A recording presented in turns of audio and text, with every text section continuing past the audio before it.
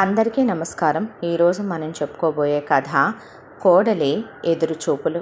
కథలోకి వెళ్ళబోయే ముందు మీరు కనుక మన ఛానల్ని ఫస్ట్ టైం చూస్తున్నట్లయితే తప్పకుండా మన ఛానల్ని లైక్ చేయండి, షేర్ చేయండి, సబ్స్క్రైబ్ చేయండి, బెల్ ఐకాన్ క్లిక్ చేసి ఆల్ అనే బటన్ని ప్రెస్ చేయడం మర్చిపోకండి.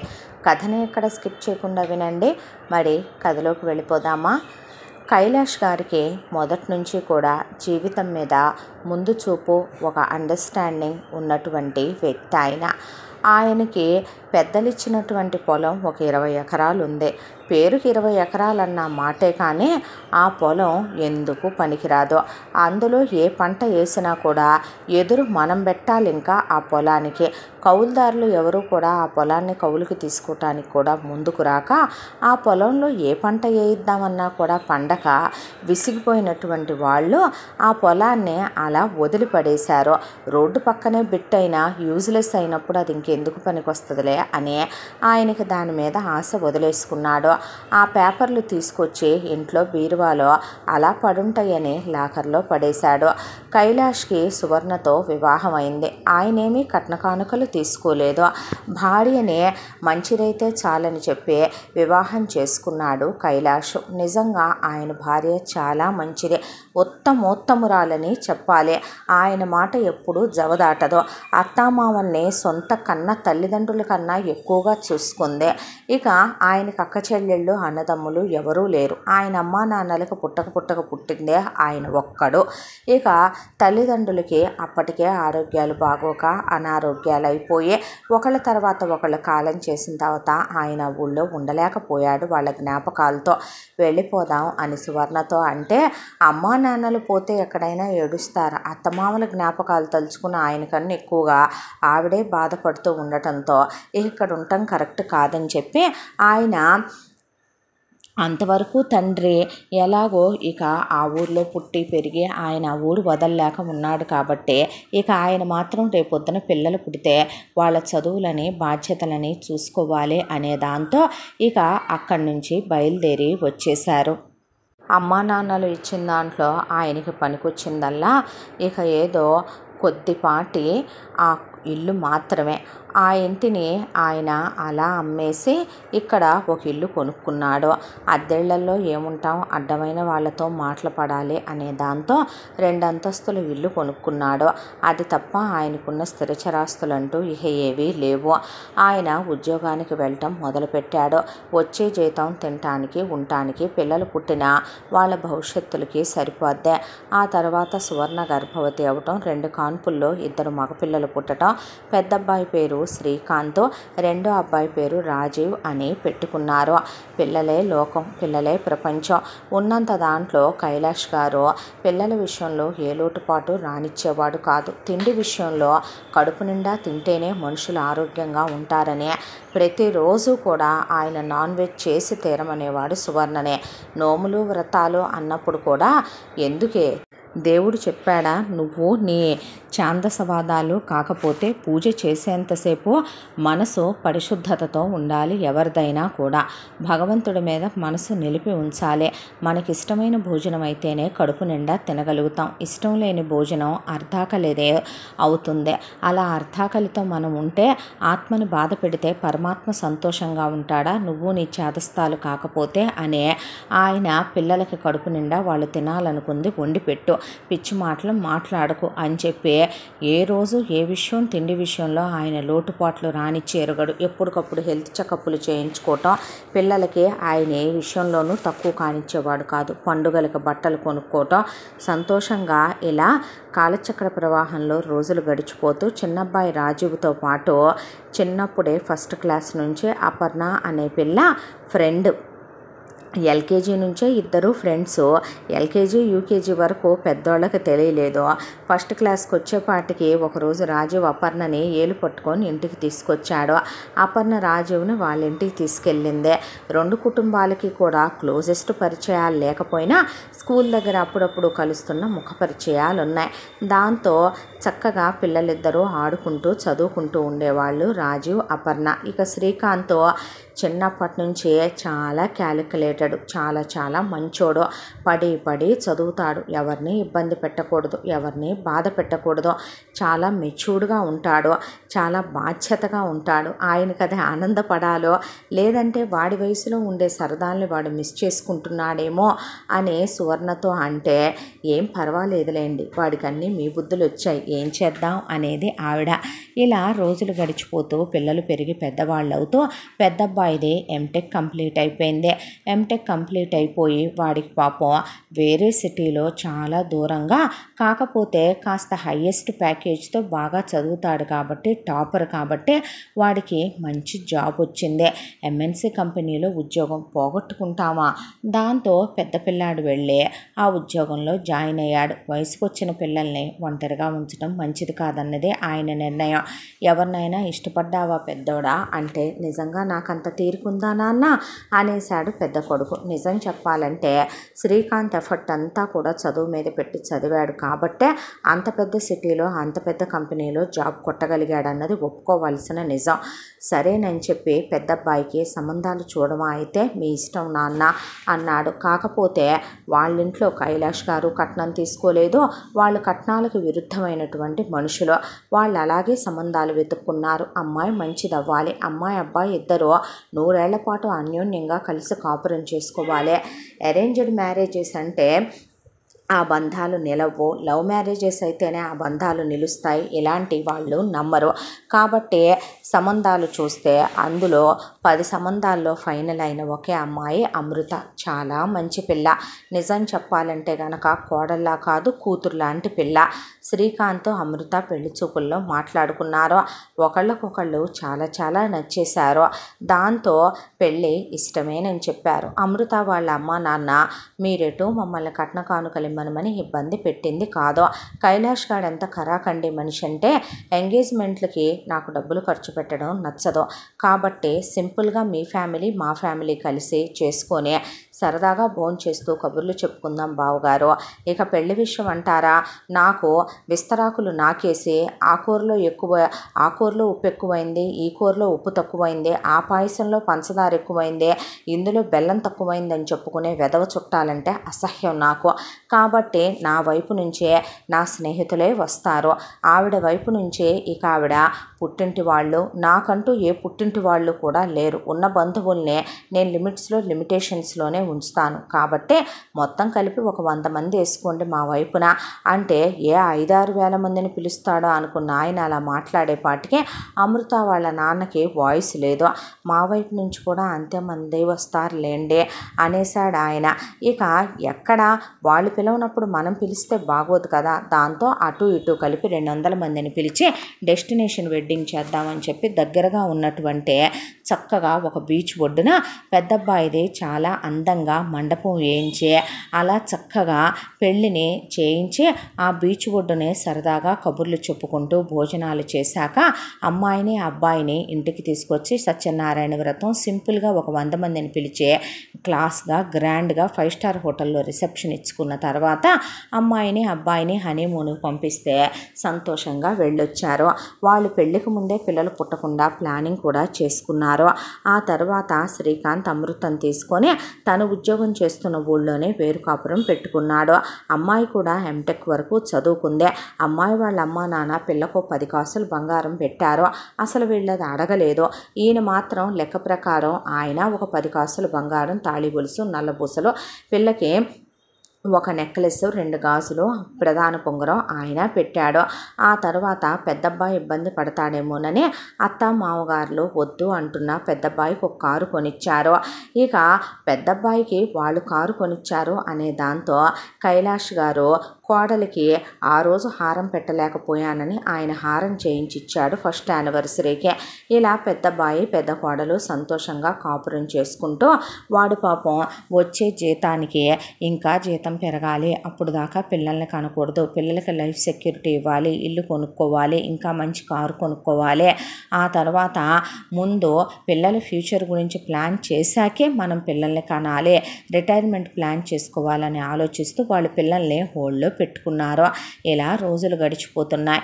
రాజీవ్ది ఈలోపు వాడిది కూడా ఇంజనీరింగ్ వచ్చేసాడు. చిన్నప్పటి నుంచే అపర్ణ అంటే రాజీవ్కి చాలా ఇష్టం. అపర్ణకు కూడా రాజీవ్ అంటే ప్రాణం. ఇద్దరికి ఎంతమంది ప్రపోజ్ చేసినా, ఒకళ్ళకొకళ్ళు ఎంతమంది మీరంటే ఇష్టం అని చెప్పినా కూడా ఎక్కడా స్పేస్ ఇవ్వలేదు. ఆ తర్వాత రాజీవ్ అపర్ణ కూడా పీజీకి వచ్చారు. పీజీకి వచ్చిన తర్వాత లాస్ట్ ఎగ్జామ్స్ జరుగుతున్నాయి.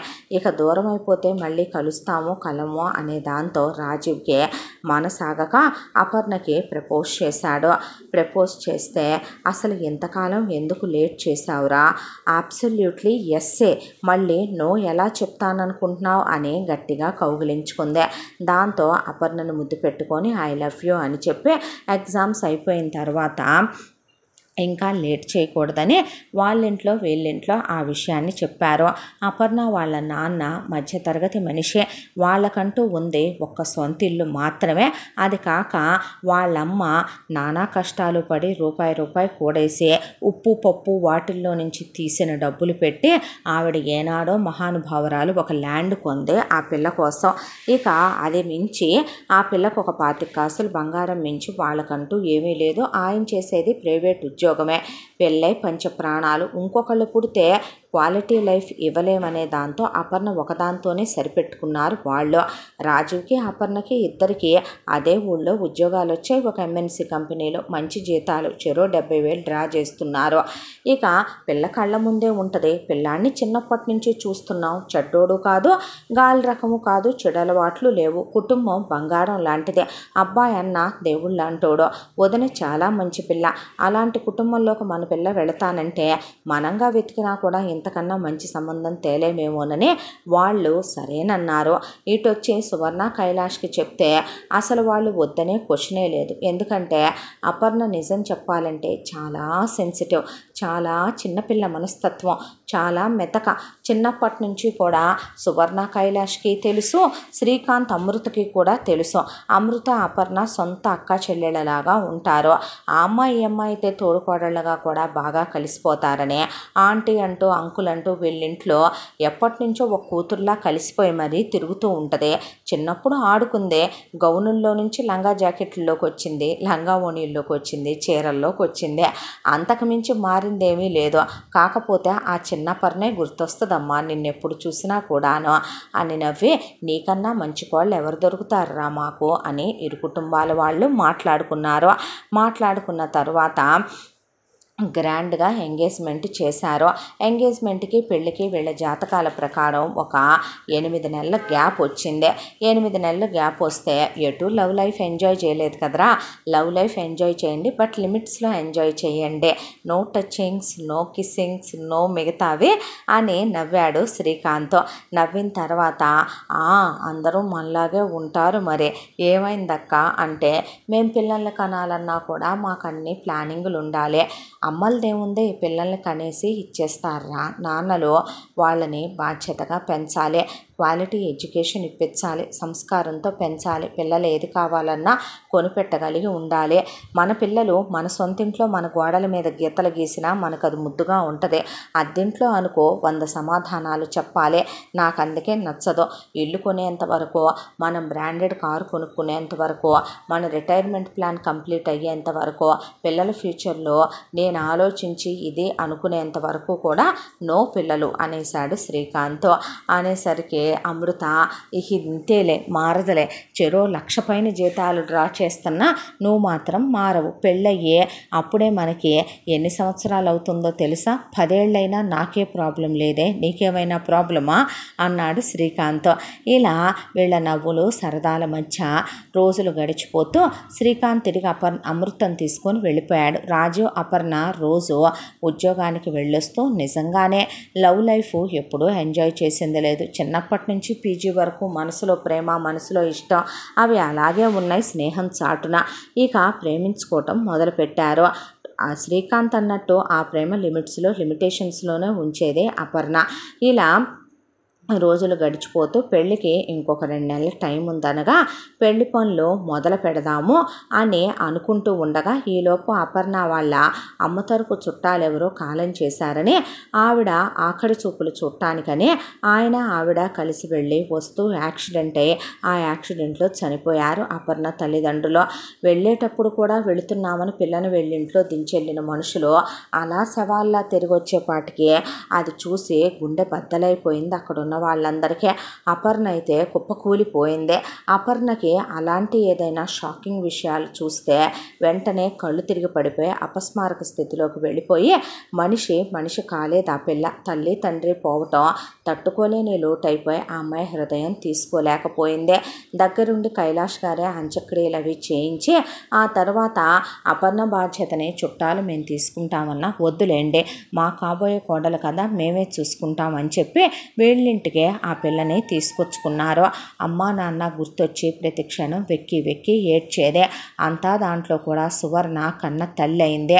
అన్నం కలిపి పెట్టడం, టిఫిన్ నోట్లో పెట్టుకోవటం, కైలాష్ గారు బయటికి వెళ్తే ఏదైనా సరే రోజు అపర్ణకి ఇష్టమైనయే తీసుకురావటం, రాజీవ్ ఒకవైపు నుంచి దగ్గరికి తీసుకోవటం, బాధపడొద్దంటాం, శ్రీకాంత్ అమృత నెల రోజులు సెలవు పెట్టొచ్చి నువ్వు డీలా పడొద్దంటాం, మేము లేవా అంటాం, నేను నీ సొంత అక్కను కాదా, మా అమ్మ నాన్నలు ఉన్నారా, వాళ్ళు నీ అమ్మ నాన్నే అనుకో అంటే వాళ్ళొచ్చి ధైర్యం చెప్పే పెద్దమ్మ పెదనాన్న అనుకోకు తల్లి, నీ సొంత అమ్మ నాన్నే అనుకో, దేవుడు తీరని లోటును మిగిల్చిన మమ్మల్ని అయితే నీకు ఇచ్చే పోయాడుగా తల్లి, నువ్వు బాధపడకమ్మా అనే వాళ్ళు ధైర్యం చెప్పి శ్రీకాంత్ నిన్ను చూస్తే నా సొంత చెల్లెల్లా అనిపిస్తావు, చిన్నప్పటి నుంచే బాధపడకని ఆ అమ్మాయిని దగ్గరికి తీసుకుని తల మీద నిమురుతో కబుర్లు చెప్పి ఆ అమ్మాయిని నార్మల్ చేయటానికని బయటికి తీసుకెళ్ళి అలా ఆ అమ్మాయిని నార్మల్ చేసుకుంటూ వస్తుంటే ఎవరో చుట్టుపక్కల వాళ్ళకు నోళ్ళు ఊరుకోవు కదా, పెళ్లి కాకముందే అలా తీసుకొచ్చి వయసులో ఉన్న పిల్లాడి ఇంట్లో ఉంటే తెచ్చిపెట్టారో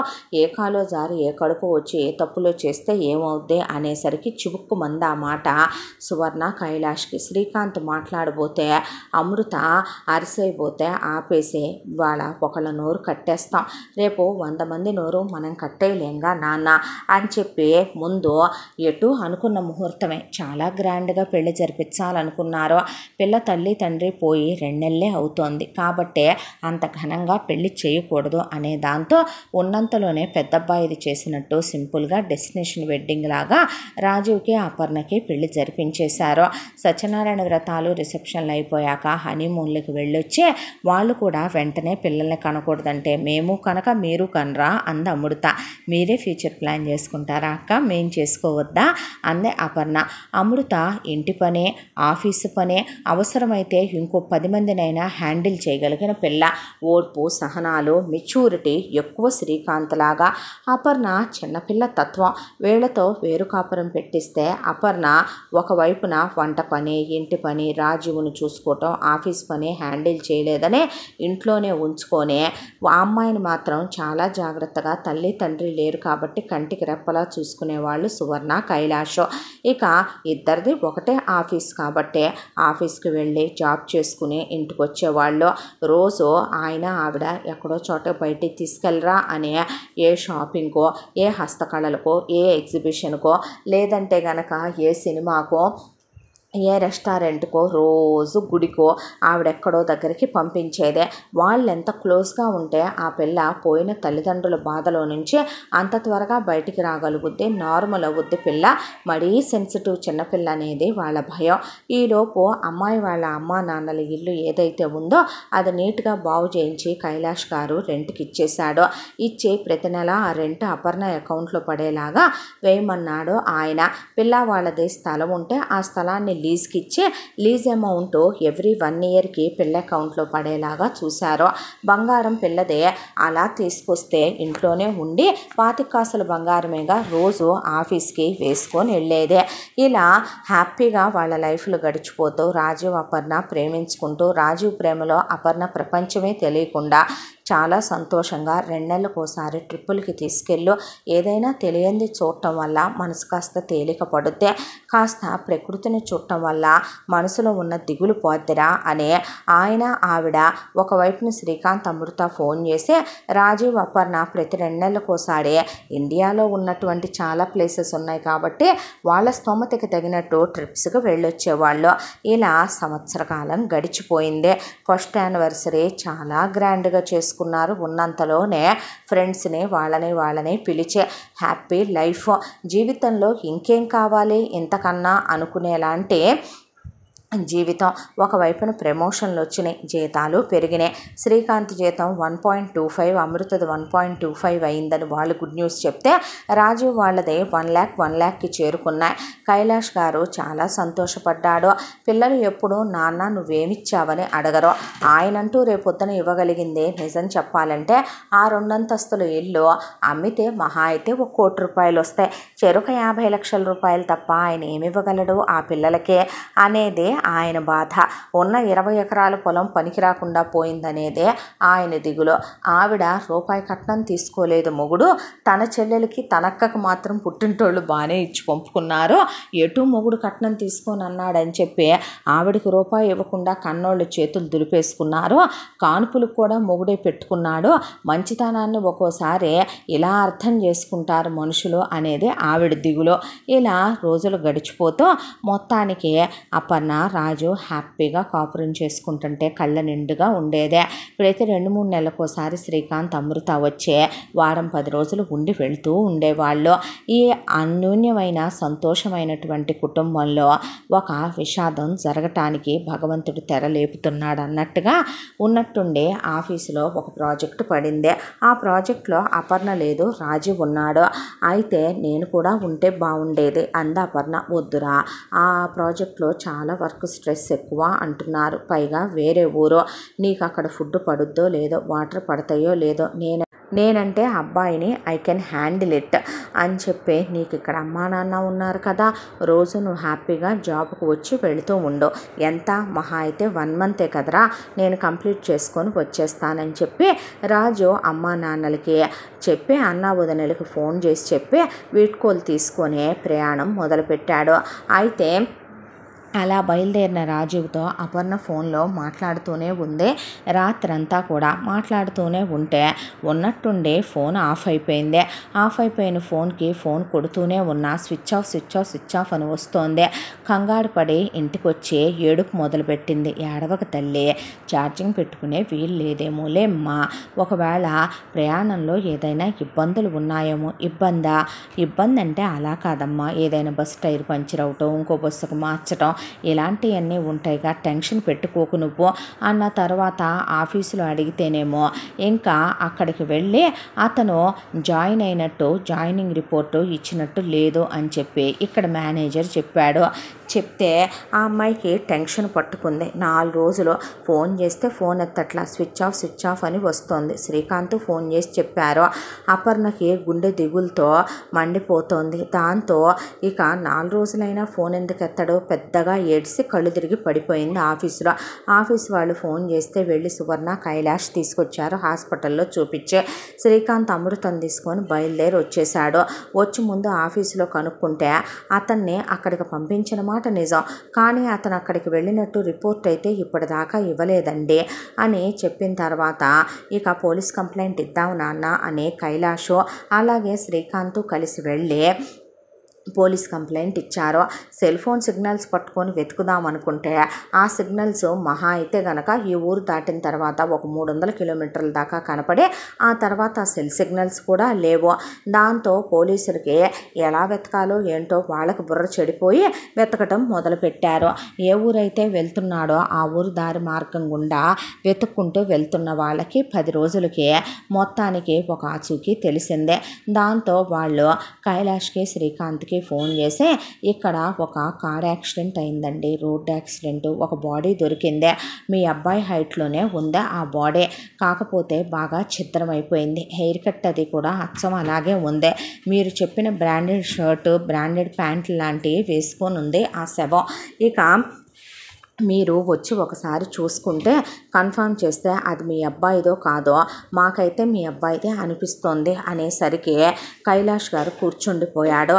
శ్రీకాంత్ అసలు తీసుకోలేకపోయాడు. అదే సువర్ణకి అమృతకి కళ్ళల్లో నీళ్లు తిరిగిపోయి ఏమైంది అని అపర్ణ అడిగితే ఏమీ లేదమ్మా అంటూ ఉండగా దరిద్రానికి పోలీస్ ఆయన అపర్ణకే ఫోన్ చేసి అమ్మ మీ ఆయన జేబులో ఏదైనా వ్యాలెట్ ఉంటుందా పుట్టుమచ్చు ఉంటుందా అని అడిగేపాటికి ఇక అపర్ణ కూర్చుండిపోయింది మోకాళ్ళ మీద. కూర్చుండిపోయేపాటికి నువ్వు వద్దమ్మా మేము వెళ్తాము ఆ బాడీ వాడిదై ఉండదురా మేము వెళ్ళి చూసొస్తాంగా తల్లి నువ్వు వద్దమ్మా అని చెప్పినా లేదు నేను రావాల్సిందేనని వాళ్ళతో పాటు బయలుదేరి వెళ్ళిందే. వెళ్ళిన తర్వాత పోలీస్ ఆయన ఆ బాడీ ఇటు తిప్పి చూపిస్తే చూడటానికి హైటు వెయిట్ పర్సనాలిటీ హెయిర్ కట్టు వేసిన షర్టు ప్యాంటు సేమ్ రాజీవ్ వాడే బ్రాండ్వే రాజీవ్ పోలికల్లోనే ఉంది ఆ బాడీ. కాకపోతే అది ఎందుకో వీళ్ళకి రాజీవ్దంటే నమ్మబుద్ధి కాలేదు. ఆయన దగ్గరికి వెళ్ళి చూసే సిచ్యువేషన్లో ఆ శరీరం లేదు. దాంతో అమృత సువర్ణ బిక్క చచ్చిపోయారు చూడలేక. అపర్ణ మాత్రం అక్కడికక్కడే పెద్దగా అరిసి మోకాళ్ళ మీద కూర్చొని ఇక ఫిట్స్ వచ్చి మనిషి కళ్ళు తిరిగి పడిపోయి కొట్టుకోవటం మొదలుపెట్టింది.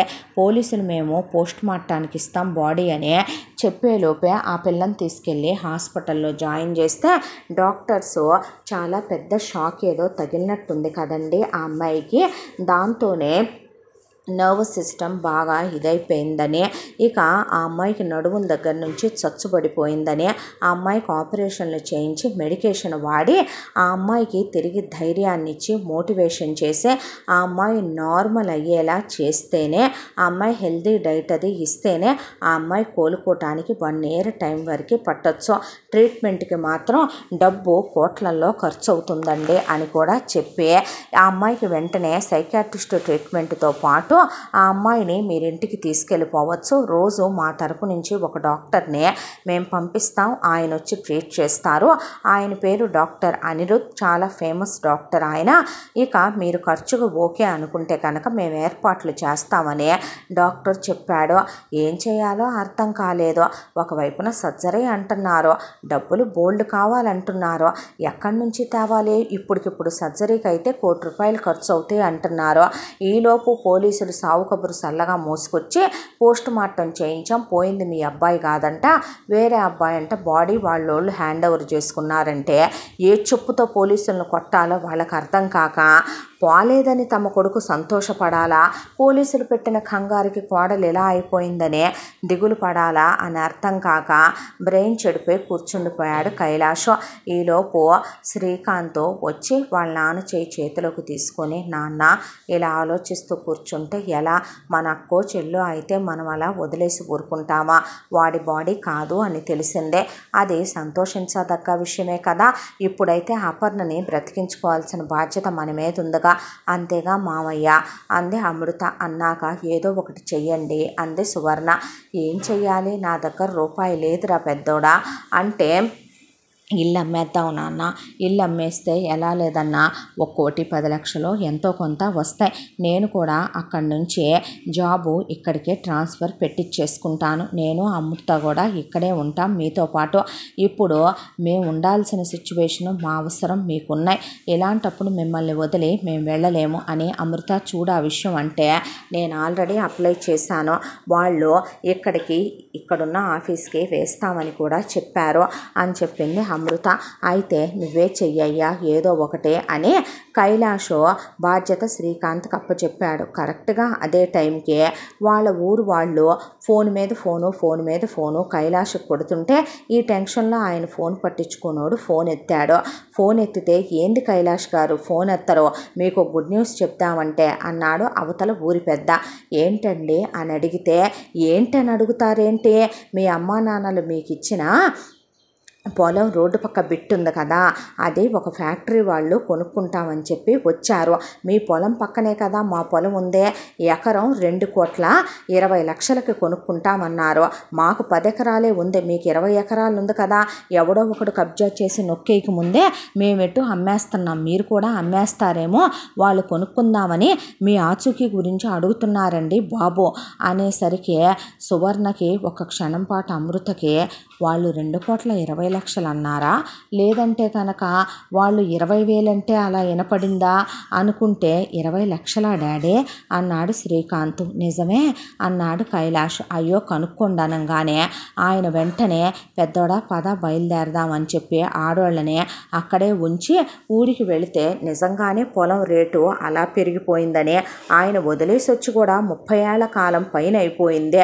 దాంతో అసలు ఊర్లా లేదు. ఆ చుట్టుపక్కలంతా డెవలప్ అయిపోయి అపార్ట్మెంట్లు పడిపోయి ఎక్కడికక్కడ ఫ్యాక్టరీ జోనల్లాగా ఏర్పడిపోయి నిజమే ఇన్నేళ్లుగా అసలు ఎలా వదిలేసామంటే నిజమేనని తేలింది ఆ విషయం. దాంతో ఇమీడియట్గా ఆ పొలం అమ్మేసే పెద్దోడా అని చెప్తే అమ్మితే వాళ్ళకి 40 కోట్లు పైన 20 లక్షల చొప్పున కాస్త చిల్లర వచ్చినాయి. వస్తే ముందు అర్జెంటుగా అపర్ణకు ఆపరేషన్ చేయించారు. డబ్బుల్లో నుంచి రూపాయి కూడా శ్రీకాంత్ ఆశించలేదు. వాటా నాకు ఎంత ఇస్తావని అడగలేదు. తీసుకొచ్చి బ్యాగ్ అలా తండ్రి ముందు పెట్టాడు. తీసుకెళ్ళి బ్యాంకీలో పడేయ్యా, ఎందుకు ఇక్కడ పెట్టుకొని బిడ్డకు అలా ఉంటే అనుకున్నారే తప్ప ఏదో లేని కోట్లు కలిసి వచ్చినాయి జల్సా చేద్దామని ఆ ఇంట్లో వాళ్ళు ఎవ్వరూ కూడా అనుకున్నది లేదు. ఆ తర్వాత అపర్ణకి ఆపరేషన్ అయిందే. ఆపరేషన్ అయిన తర్వాత పై భాగం వరకు పనిచేస్తుందని కాస్త చేతులు తిప్పటం, మనిషి మాట్లాడటం, అంతవరకు పై భాగానికి చలనం ఉంటుంది కానీ కింద భాగానికి మాత్రం చలనం తీసుకురావాలి. మేమైతే ఆపరేషన్ చేసాము స్పైన్కి. కాకపోతే ఆ అమ్మాయికి రోజు ఇంజెక్షన్ ఇవ్వాలి వెన్నుపూసకి. అలాగే మరొక విషయం, ఆ అమ్మాయికి మోటివేషన్ ఇవ్వాలి, ధైర్యం చెప్పాలి. అమ్మ నువ్వు ఇలా ఉండకూడదు అని డాక్టర్ చెప్పి సైకాట్రిస్ట్ సిట్టింగులకు రాసి దాంతోపాటు ఇప్పుడు మేము ఇంటికి తీసుకెళ్ళిపోతాం, ఇంట్లోనే పెట్టి చూసుకుంటామని ఇక కైలాషు శ్రీకాంత్ చెప్తే మేము ఎఫర్ట్ చేయగలం.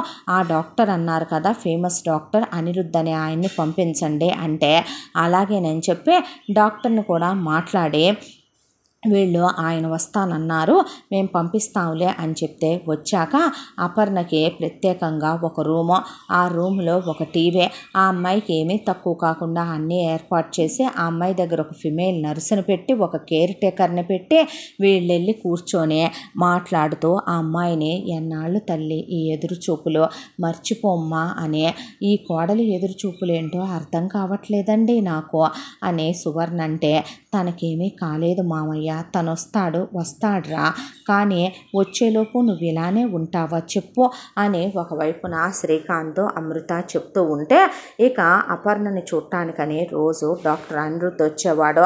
అనిరుద్ధ్ చాలా అందంగా ఉంటాడు చూడటానికి, హైటు వెయిట్ పర్సనాలిటీ, చాలా మంచోడు కూడా. వచ్చి రాగానే అపర్ణ దగ్గరికి వెళ్ళి కూర్చొని కేసు మొత్తం వివరాలన్నీ కనుక్కున్నాడు. ఇలా కొడుకు పోవడం వల్లే కోడలికి ఇలా షాకులో ఇలా జరిగిందనే మొత్తం చెప్పుకొచ్చారు కైలాషు సువర్ణ.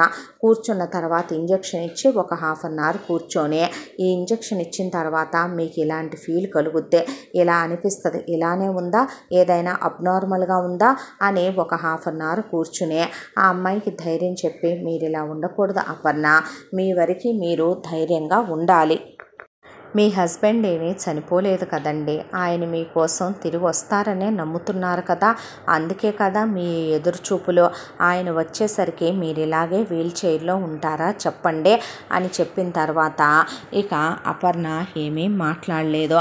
బయటకు వచ్చాక ఎలా ఉంది డాక్టర్ గారు అని అడిగితే తన సిచ్యువేషన్ ఏమీ బాగాలేదండి, తన్నే ఇప్పుడు మీరు అలా గదిలో ఉంచి మీరే వెళ్ళి మాట్లాడుతూ మీరేదో తనకి మోటివేషన్ ఇస్తున్నానని అనుకోవటం కాదండి, నేను ఒక చైర్ సజెస్ట్ చేస్తాను, ఆ చైర్ వాళ్ళకి వాళ్ళే మూవ్ చేసుకుంటూ తిరగగలరు, ఆ చైర్ వెంటనే తనకి తెప్పించండి, తను బయట ప్రపంచంలోకి రావాలి, మీరు సరదాగా కబుర్లు చెప్తూ మీరున్నాననే ధైర్యాన్ని ఇస్తూ మీ అందరితో కలిసి భోంచేస్తూ మీ అందరితో కలిసి ఆవిడ టీవీ చూస్తూ బయట బయటకు వస్తూ ఇలా ఆవిడ నార్మల్ అవ్వాలి, దాంతోపాటు సరదాగా మనమందరం కూర్చొని ఆవిడని నార్మల్ చేయాలి అన్నట్టు మీ అబ్బాయి గురించి ఎక్కడ దాకా వచ్చిందండి అని అడిగాడు అనిరుద్. అడిగితే పోలీస్ కంప్లైంట్ ఇచ్చాం డాక్టర్ గారు, అయితే పోలీసులు ఆ విషయం గురించి పట్టించుకోవటమే మానేశారు.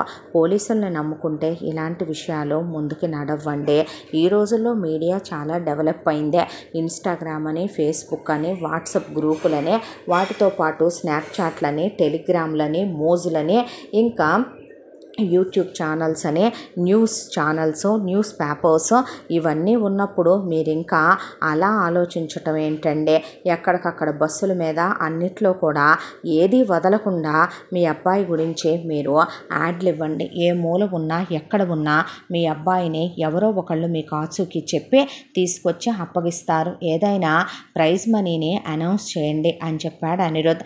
అనిరుద్ చెప్పిన ఐడియా వాళ్ళకు ఇప్పుడు దాకా తట్టనందుకు దిగుల్లో ఉన్న కాబట్టి తిట్టుకోవటానికి కూడా లేదని చెప్పి దద్దరిల్లు ఇచ్చేశారు. ఇక మొత్తం ఏ టీవీలో చూసినా, ఏ న్యూస్ పేపర్లో చూసినా, ఎందులో చూసినా సరే రాజీవ్ గురించి యాడ్లు రన్ అవుతూనే ఉన్నాయి.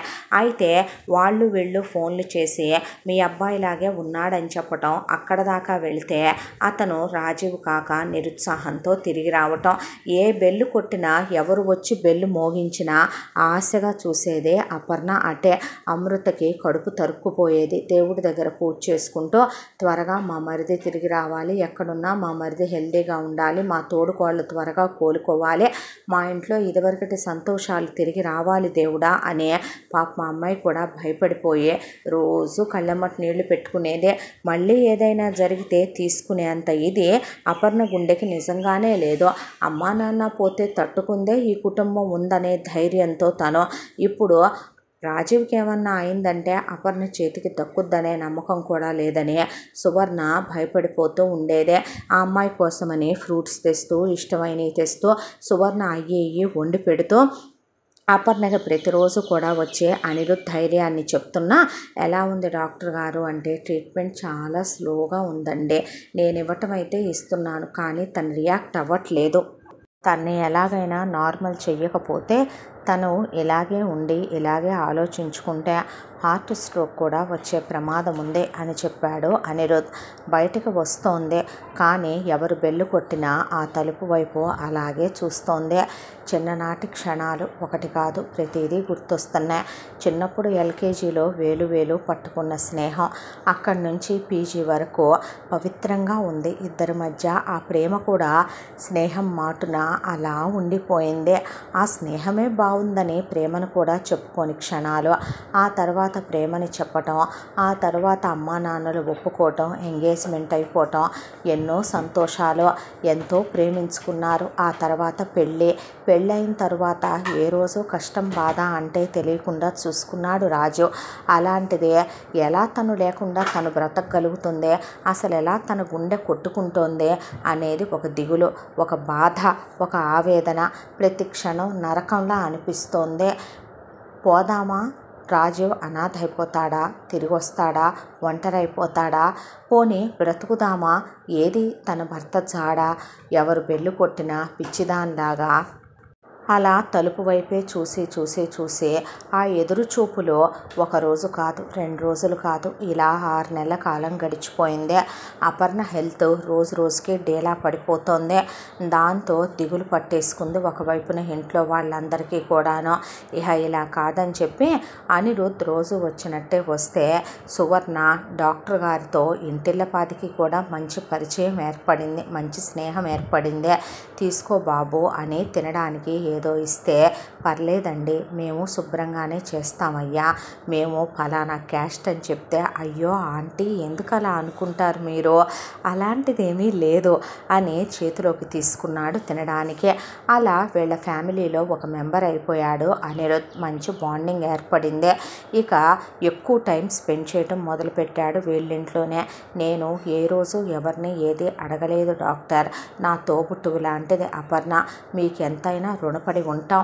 మీ కాళ్ళు పట్టుకోవటానికైనా వెనకాడం డాక్టర్.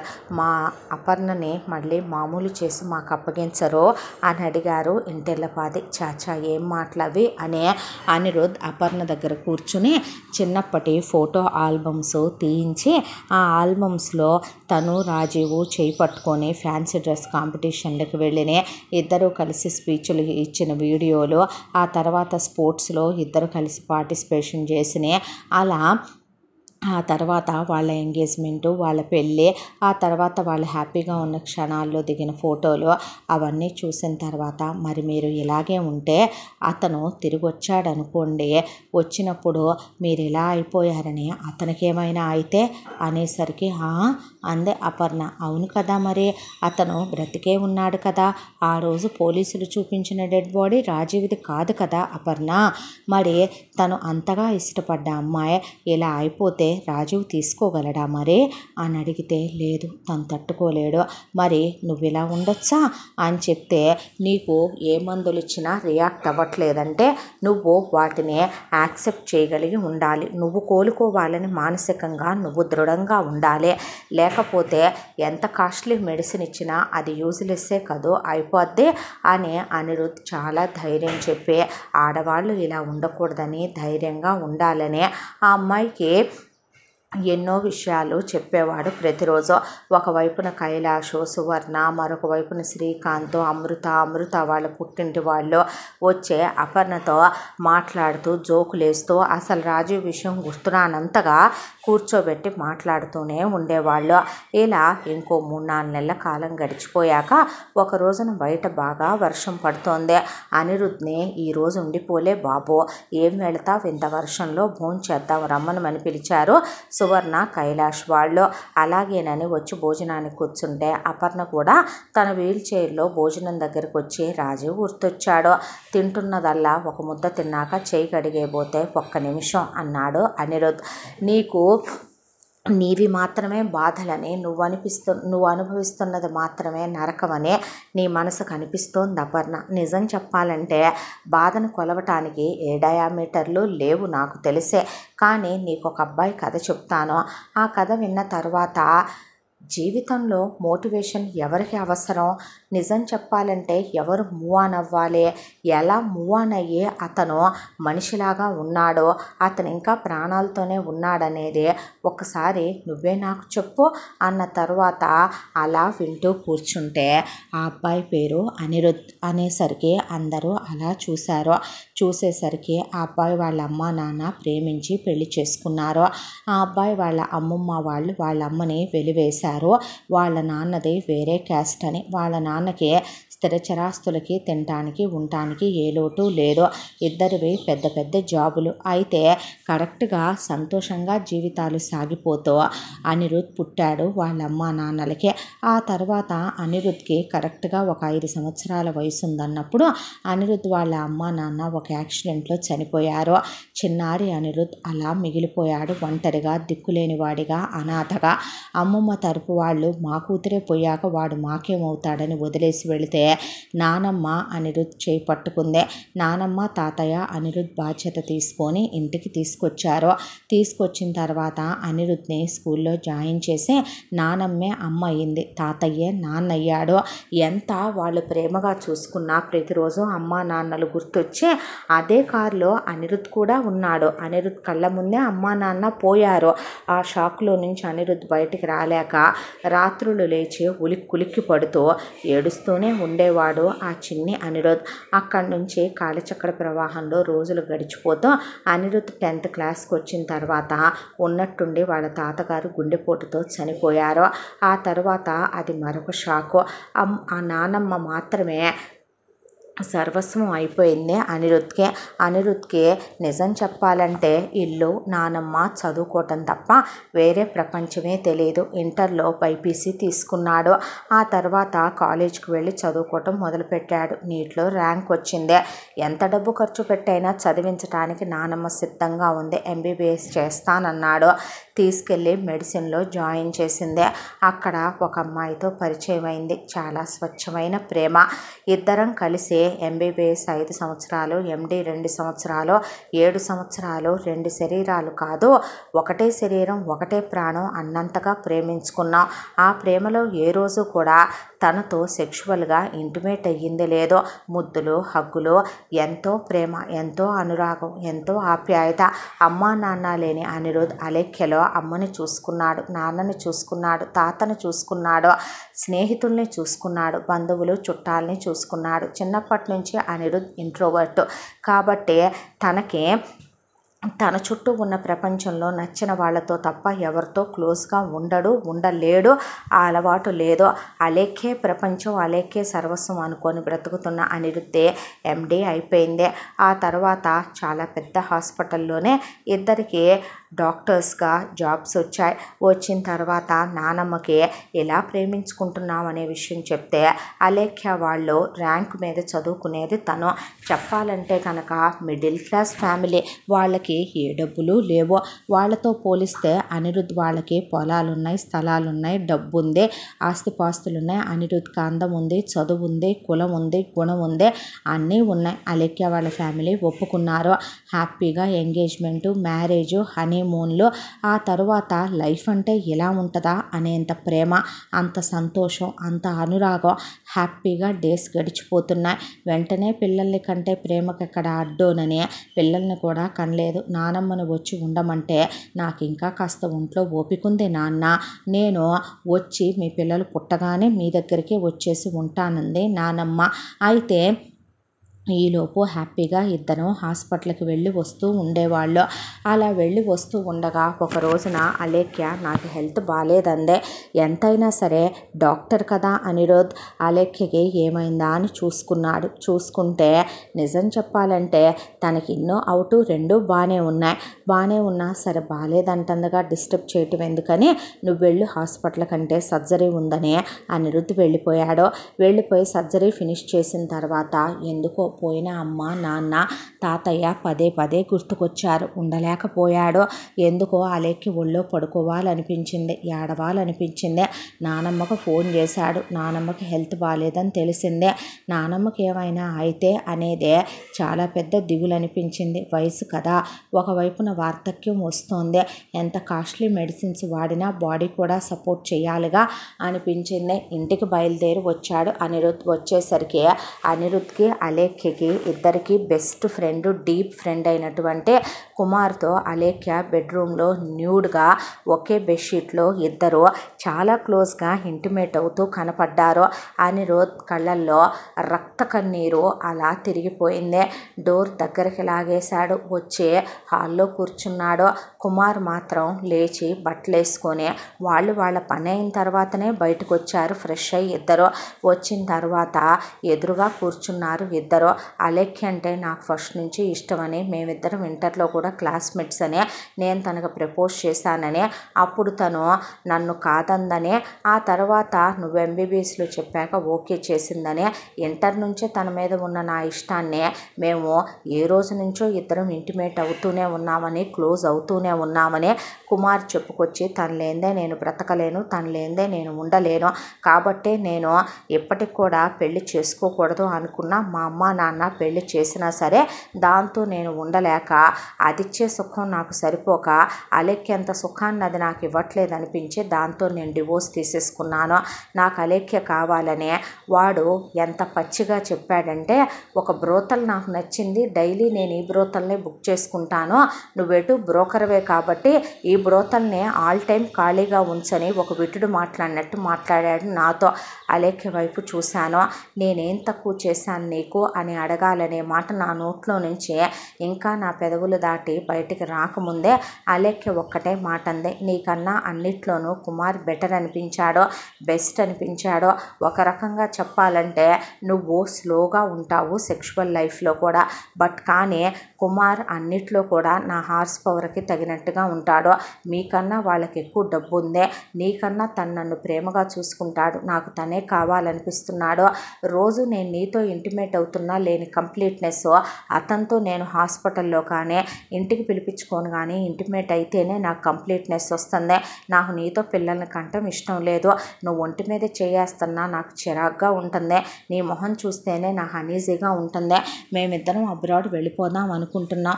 నాకు నీతో ఉండటం ఇష్టం లేదు. నాకు డివోర్స్ ఇచ్చే అని అడిగిందే. అలాంటి ఆడదాంతో ఎలా కాపురం చేయగలుగుతాడు అని దాంతో ఆ విషయం బయట ఎవరికి చెప్పుకోలేడు. ఎందుకంటే మీలా మామూలు మనిషి కాదు కదా, డాక్టర్ కదా.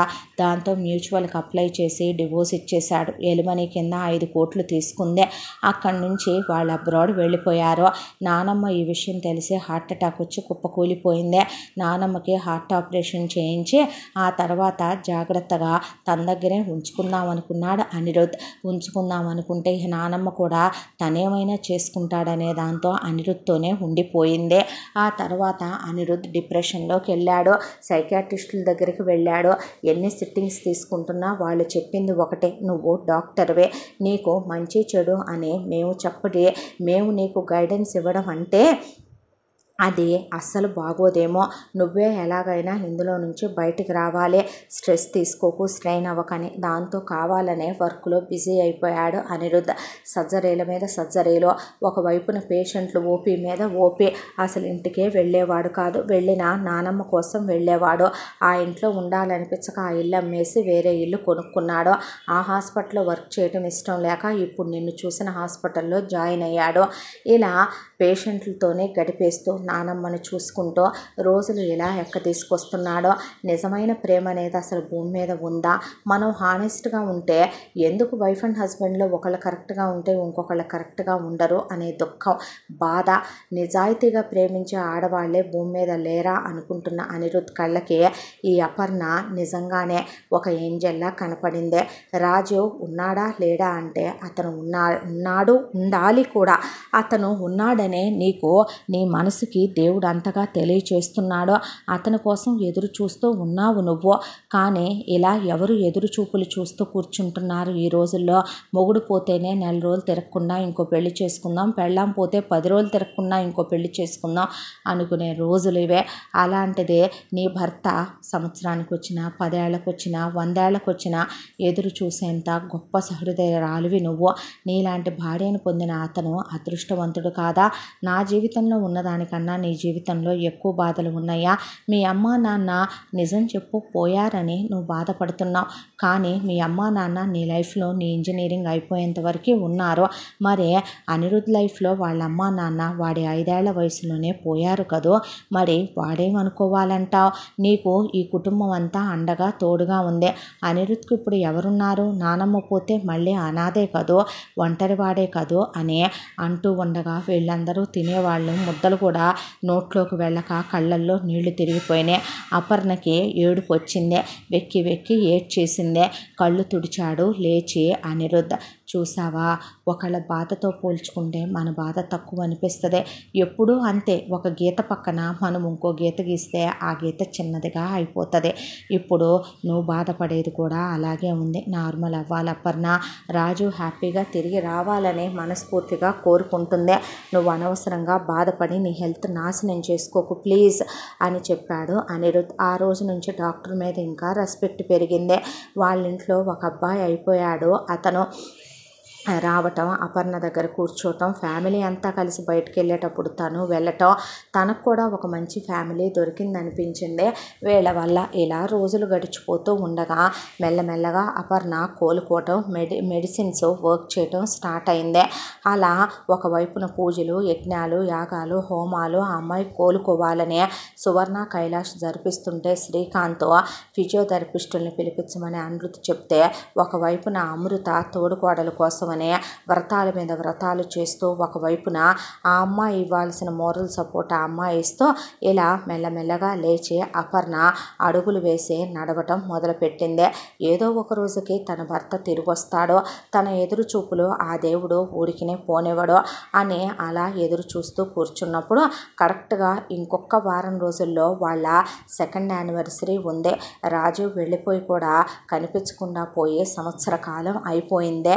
కరెక్ట్ కరెక్ట్గా అదే టైంకి అందరూ కూర్చుని ఇంట్లో సరదాగా మాట్లాడుకుంటూ ఉండగా టంగును బెల్లు మోగిందే. ఎవరబ్బా అని వెళ్ళి తలుపు తీసిన అమృత అలా నుంచుందే. ఎదురుగా రాజీ ఉన్నాడు. ఉండేసరికి పెద్దగా కేకేసి అపర్ణ, రాజీ వచ్చాడు అని అత్తయ్య, మావయ్య, శ్రీకాంత్, డాక్టర్, రాజీ వచ్చాడు అనేసరికి అపర్ణ పరిగెత్తుకుంటూ వెళ్తూ పడబోయింది. కాళ్ళల్లో పట్టులేక గట్టిగా పట్టుకున్నాడు అనిరుద్. స్లో వచ్చాడుగా, వచ్చిన వాడు లోపలికి రాడా, టెన్షన్ పడొద్దు అన్నాక రాజు లోపలికి వచ్చాడు. అపర్ణని కౌగిలించుకున్నాడు. ముద్దులు పెట్టుకొని ఏడ్చి ఎన్నాళ్ళు దూరంగా ఉన్నందుకు క్షమించమని, అసలు నీకు దూరమై నేను బతికున్నానంటే నిజంగా నా మీద నాకే ఆశ్చర్యంగా ఉంది అని చెప్పాడు. అమ్మ నాన్నల్ని కౌగిలించుకున్నాడు. సువర్ణ, కైలాష్ కళ్ళమ్మటి నీళ్లు పెట్టుకుంటే శ్రీకాంత్ గట్టిగా పట్టుకొని ఏమైపోయావురా, ఎక్కడున్నావురా అని అడిగితే అమృత వెక్కి వెక్కి ఏడ్చేసి ఒక్క ఫోన్ కాల్ చేయకూడదురా, అదే ఇలా అయిపోయిందని జరిగింది మొత్తం చెప్పుకొచ్చింది అమృత. చెప్పుకొచ్చిన తర్వాత ఇంతకాలం ఎక్కడున్నారు అని అడిగాడు అనిరుద్. అడిగితే నాకు యాక్సిడెంట్ అయిందే అన్న తర్వాత బాడీ మొత్తం కింద నుంచి పైకి చూశాడు అనిరుద్. ఎక్కడ యాక్సిడెంట్ అయిన గుర్తులు కానీ జ్ఞాపకాలు కానీ, డాక్టర్ కదా, దట్టు ఎక్స్పీరియన్స్డ్ డాక్టర్ కదా, ఎక్కడ అలాంటి గుర్తులు కనిపించలేదు. ఆ తర్వాత డాక్టర్ చూశాడంటే వేరే విషయం. శ్రీకాంత్ కూడా అదోలా చూడటం మొదలుపెట్టాడు రాజీవ్ వైపు. ఎంతకాలం ఎక్కడున్నావురా అని అడిగితే అసలు ఏం జరిగింది, ఎక్కడికి వెళ్ళిపోయావు, ఏమైంది అని అపర్ణ అమాయకంగా ప్రశ్నించింది రాజీవ్నే. దాంతో ఆ రోజు నేను నీతో ఫోన్లో మాట్లాడుతూ ఉండగా బస్సు ఒక దగ్గర ఆగిందే. టిఫిన్ చేద్దాం కదా అని చెప్పి అనుకుంటూ ఉండగా బస్సు మూవ్ అయిపోయిందే. బస్సును క్యాచ్ చేద్దామని బాత్రూంలో ఉన్న నేను పరిగెత్తుకుంటూ వస్తుంటే ఒకళ్ళు కారులో లిఫ్ట్ ఇచ్చారు. ఆ కారు యాక్సిడెంట్ అయిందే. యాక్సిడెంట్ అయిన తర్వాత నేను అపస్మారక స్థితిలోకి వెళ్ళిపోయాను. ఎవరో కాపాడారు. ఆ కాపాడిన వాళ్ళు ఎక్కడికో తీసుకెళ్లారు. తీసుకెళ్ళిన తర్వాత చానాళ్ళు నేను కాన్షియస్లో లేనంట. ఆ తర్వాత వాళ్లే నాకు ఏదో మూలికా వైద్యాలని అవని ఇవని ట్రీట్మెంట్లు ఇప్పించారు. ఇప్పించిన తర్వాత నేను కోలుకున్నాక నాకు మళ్ళీ ఈ విషయాలన్నీ గుర్తు రాలేదు. అవన్నీ నేను గుర్తు చేసుకున్న ఆ తర్వాత నేను ఇక్కడ దాకా రావటం కోసమనే చాలా ప్రయత్నించాను. ప్రయత్నించి ఆ తర్వాత చివరికి మీ అందరూ గుర్తొచ్చారు. గుర్తొచ్చిన తర్వాత అడ్రస్ గుర్తొచ్చింది, మీ ముఖాలు గుర్తొచ్చినాయి. జరిగిందంతా వాళ్ళకి చెప్పాను. మీరు నా గురించి వెతుకుతున్నారని టీవీల్లో, పేపర్లో నా గురించి న్యూసుల్లో యాడ్లు రన్ అవుతున్నాయని తెలుసుకున్నాను. ఆ తర్వాత నా కుటుంబం కోసమని నేను ఇలా వచ్చాను.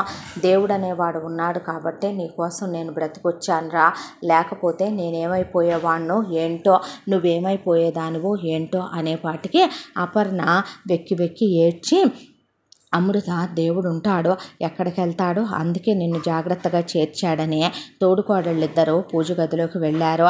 సువర్ణ కోడళ్ళ వెనకాలెళ్తే కైలాష్ ఆనందంతో రాజీవ్ తిరిగొచ్చాడని అందరికీ ఫోన్లు చేసి చెప్పటం మొదలు పెడితే ఇక అనిరుద్ మాత్రం ఒకసారి మీరు ఇలా రండి రాజీవ్ అని పక్కకు పిలిచి ఒకసారి బాడీ అంతా కూడా టెస్ట్ చేయటం మొదలుపెట్టాడు. ఏంటి, ఏమైంది, ఎందుకు నన్ను ఇలా చూస్తున్నారు అని అడిగితే ఆయన డాక్టరేరా, చూడనివ్వు అన్న తర్వాత మీరు ఇంతకాలం ఎక్కడున్నారో, ఎవరి దగ్గర ఉన్నారో అని అడిగితే వాళ్ళెవరో నాకు తెలియదు, వాళ్ళ పేరు నాకు గుర్తులేదు, ఏ ఊర్లో ఉన్నారో ఆ ఊరేదో నాకు తెలియదు, ఎక్కడ ట్రీట్మెంట్ చేయించారు, ఏం వాడారో అవేమీ నాకు తెలియదు అని చెప్తే అనిరుద్ శ్రీకాంత్ మొహం వైపు చూస్తే ఏమైంది డాక్టర్, ఎక్కడా యాక్సిడెంట్ అయినట్టు, దెబ్బలు తగిలినట్టు, చిన్న మార్కు కూడా ఉన్నట్టు అనిపించట్లేదు నాకు కూడా అన్నాడు శ్రీకాంత్. అన్న తర్వాత ఏమీ మాట్లాడలేదు వీళ్ళు. ఆ తర్వాత ఇక అది అయిపోయిన తర్వాత సెక్షువల్గా ఇంటిమేట్ అవ్వకూడదు. అపర్ణ ఇప్పుడిప్పుడే కోలుకుంటుంది కదా, ఇంకొక 1 year వరకు కూడా వాళ్ళు ఫిజికల్గా క్లోజ్ అవ్వకూడదు. మేబీ ఇక నుంచి నేను డైలీ రావాల్సిన అవసరం లేదు, వారానికి ఒకసారి వచ్చి అపర్ణని చూసి వెళ్తాను. మీరు తన్నెంత హ్యాపీగా ఉంచగలిగితే తను అంత త్వరగా కోలుకుంటుంది మిస్టర్ రాజు. ఇక నుంచి మీ ఇద్దరు హ్యాపీగా ఉండాలని కోరుకుంటున్నానని అనిరుద్ వెళుతుంటే అనిరుద్ వైపు కింద నుంచి పైకి చూశాడు రాజు. ఆ తర్వాత శ్రీకాంత్, ఏరా ఇన్నాళ్ళు ఏంటన్నా జరిగిపోయిన విషయాల గురించి అడుగుతావా?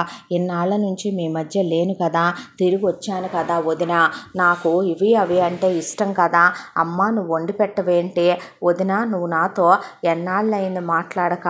అప్పు నువ్వు నా గురించి కాదా ఎదురు చూసిందే నాన్న, నువ్వు వెళ్ళి నా కోసం ఇవి తెచ్చిపెట్టవా అని రాజీవ్ అసలు వాళ్ళెవరిని మాట్లాడనివ్వలేదు.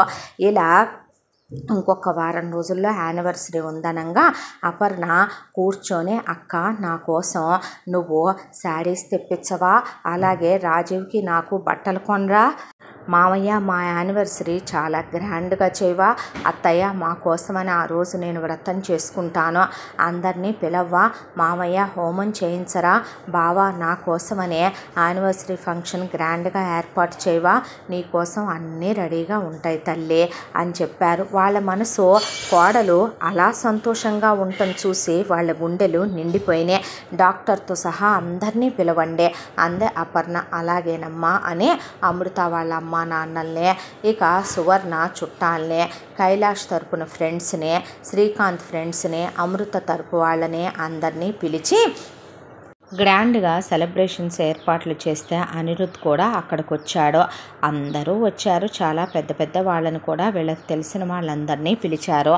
పిలిచిన తర్వాత ఈలోపు రాజు అపర్ణ పొద్దునంతా పూజలు హోమాలు యజ్ఞాలు అయిపోయిన తర్వాత ఈవినింగ్ స్టేజ్ మీదకి వచ్చి అలా కేక్ కట్ చేశారు. కేక్ కట్ చేసిన తర్వాత అపర్ణకు ఆ కేక్ తినిపించబోతుండగా రాజీవ్కి కాల్ వచ్చింది. ఇప్పుడే వస్తానని చేతిలో కేక్ ముక్క అక్కడ పెట్టేసి అర్జెంట్ కాలని చాలా హడావిడి పడుతూ టెన్షన్ పడుతూ రాజీవ్ ఫోన్ తీసుకొని అలా స్టేజు వెనక్కి వెళ్ళిపోయాడు. అందరూ ఎవరి గొడవల్లో వాళ్ళు ఉన్నారు. సువర్ణతో కైలాషు ఆయనేదో చెప్తున్నాడు. అమృత ఒకవైపున అపర్ణతో మాట్లాడుతూ నుంచుంది. డాక్టర్ గారు ఆయన కూర్చుని ఏదో ఫోన్ చూసుకుంటున్నాడు. అయితే శ్రీకాంత్కు మాత్రం రాజీవ్ ఎందుకంత టెన్షన్ పడుతూ వెళ్ళాడో, వచ్చిన దగ్గర నుంచి పొలం గురించి మనీ గురించి ఎందుకు అన్నిసార్లు అడుగుతున్నాడు, ఏంటి అసలు వీడి టెన్షను అని ఫోన్ తీసుకొని 2 నిమిషాలు అన్నోడు పావుగంట అయినా రాలేదేంటి అని అలా వెనకాలగా వెళ్ళాడు. రాజు వెళ్ళిన వైపు శ్రీకాంత్ వెళ్ళి శ్రీకాంత్కు మొదటి నుంచి కూడా ఏదైనా వీడియో తీసే అలవాటు.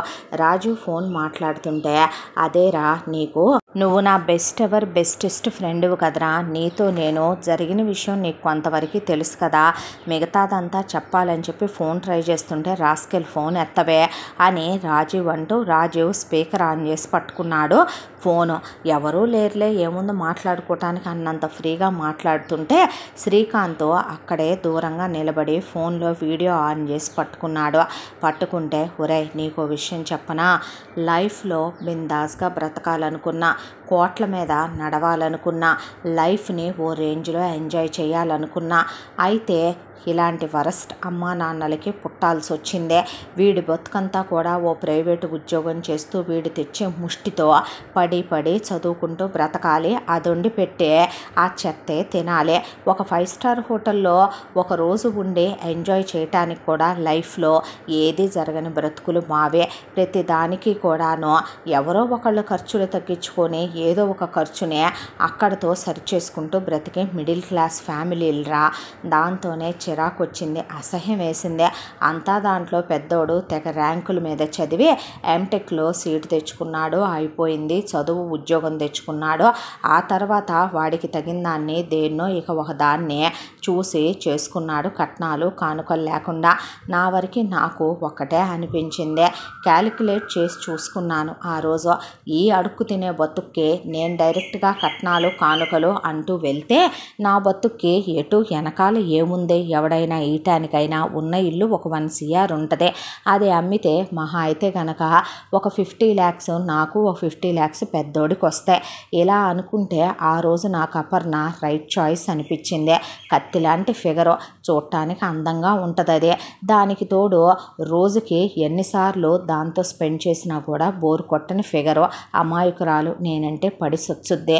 పైగా క్యాలిక్యులేషన్స్ వేసుకుంటే దాని అమ్మ బాబు దానికి కొన్నప్పుడు ఆ ఇల్లు వాల్యూ 25 లక్షలే, కానీ ఈ రోజున అక్కడ ఆ రోడ్లు పడి ఈ రోడ్లు పడి ఆ ఇల్లు 1.5 CR దాకా దానమ్మ కొన్న సైటు అటు ఇటుగా ఒక 70 lakhs వరకు ఉంటుంది. ఇక దానికి కాస్త బంగారం కూడా పెడతారు. వాళ్ళనుకో ఇది ఒక్కతే కూతురు. దానమ్మ బాబులు ఎటు పెద్ద బకరాగాళ్ళు సెలెక్ట్ చేసుకున్నాను, ఐ లవ్ యూ చెప్పాను.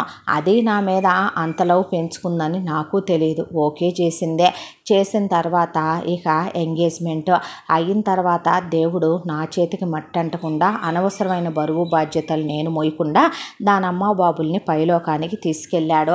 ఎవరికీ తెలియకుండా దాని బాబు దానమ్మ పేరు మీద LICలు చేయించాడు. అవి మూవ్ ఆన్ చేయించాను పేపర్లో. చేయించితే అవి కాస్త 1 కోటి రూపాయల దాకా LICలు ఉన్నాయి. ఆ రోజున నాకు అపర్నే గొప్ప ఫిగరు. ఒక రకంగా చెప్పాలంటే చిన్నప్పటి నుంచి దాన్ని చూస్తున్నా, దాని లైన్లో పెట్టే ఉంచా.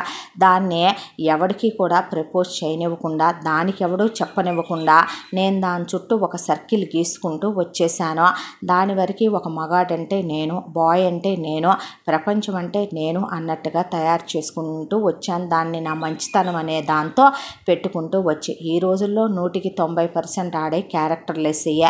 అక్కడ దాకా వస్తే మా నాన్న చేసుకున్న మా అమ్మే మా నాన్నకన్నా ముందు ఎంతమందిని తిప్పేసిందో ఎన్నో హ్యాండో. అసలు మేమే మా బాబుకు పుట్టామా లేదా, మా వదిన మా అన్నకన్నా ముందు MTech చదివిందంటే అది ఎంతమందిని తిప్పేసి వచ్చిందో అనుకుంటా నేను. అలా చూసుకుంటే అపర్ణ క్యారెక్టర్ ఉన్నదే.